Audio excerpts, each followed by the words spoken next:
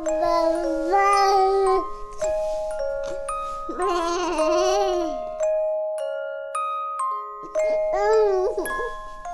never gonna be able to see her graduate. I'm not gonna see her, I'm not gonna be able to walk her down the aisle. You know, I can't take her on her first car ride or anything, you know, little things.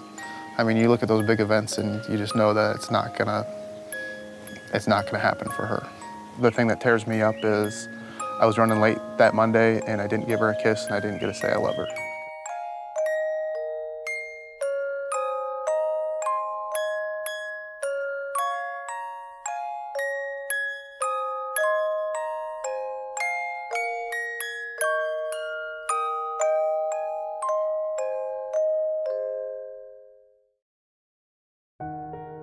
And then I got a phone call from my wife and said to meet Michelle's mom, Deb, at the babysitter's house. And when I got there, then I realized something was going on, and I kind of figured and everything at that time, something happened to Braden.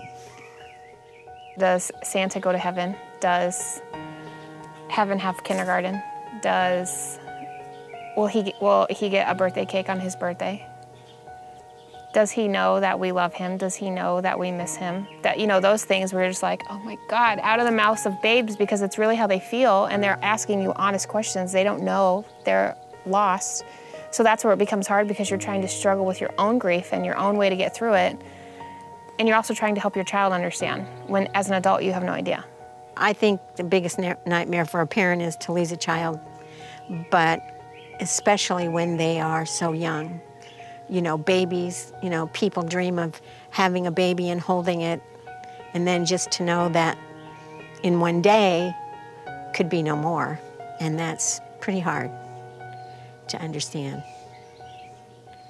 Your life is flips upside down in literally one phone call.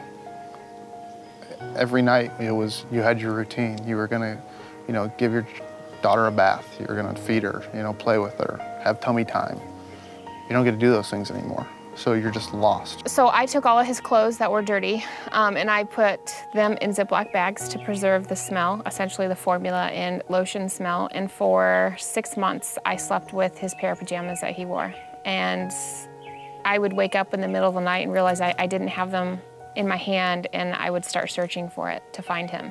I didn't have answers. It was just, you bottle it up, you bottle the rage, you bottle it all.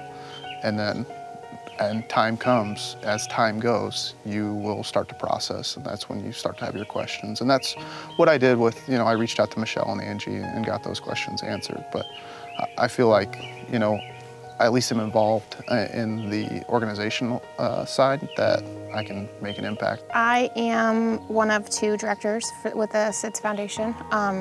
Myself and Angie, we are both co-directors together. So we, you know, deal with the immediate needs of the families. Whenever there's a loss, we work with the county attorneys. Once we find out it is SIDS, then we reach out to the family, send them information, start talking to them. We donate to some causes that do research. We're also trying to possibly get our own research started here in Nebraska. And then we also do education through various hospitals. I always tell families when the most important time for me was when the funeral was over and everybody went back to their lives. I was left trying to figure out how to put mine together. I had no idea. I was lost and scared and confused, and I was left with, my life is a mess. What do I do now? The money that would be raised is going to go to help another family not lose a child, is the best way I can put it. And I don't know if you can put a price on that, but I look at that the money that we raise and that we're able to help for education and research is that much more beneficial for not losing another child. When you're hurt, you want to know why you're hurting, and you want to know how to make it stop. And when you lose your child to SIDS, there's no answer to that. And so imagine living with that every single day. You get out of bed every single day and someone died and no one knows why, and you have to function. It's very hard. And so the best way to support that is to, you know, be compassionately aware, and by your support, you're helping hopefully one day find the cause of it, so people don't have to keep finding out this person I love so much dearly that I gave this life to died, and I won't, they're not mine, they died. I'm happy to be the Nebraska State Area president next year, and I'm there for my brothers and sisters and everything to help out. We could drastically lower the number of children that are lost due to SIDS if we had enough money to educate more people and to do the research to figure out why does it happen. That's what has to happen. We have to find out the why. Every day when I walk past your picture on the wall, I think of you. I think of how much I miss you, and I wish you were here to play with. I wish you were here so I could be your big brother. Mom and Dad say when the stars come out at night, it means that you are out watching over us. Grandma says you're the brightest star. I wish I got to actually see you, not the stars. Do you ever get the balloons we sent to heaven for you? We've sent lots of balloons since you died. Mom told me that I won't see you again for a long time.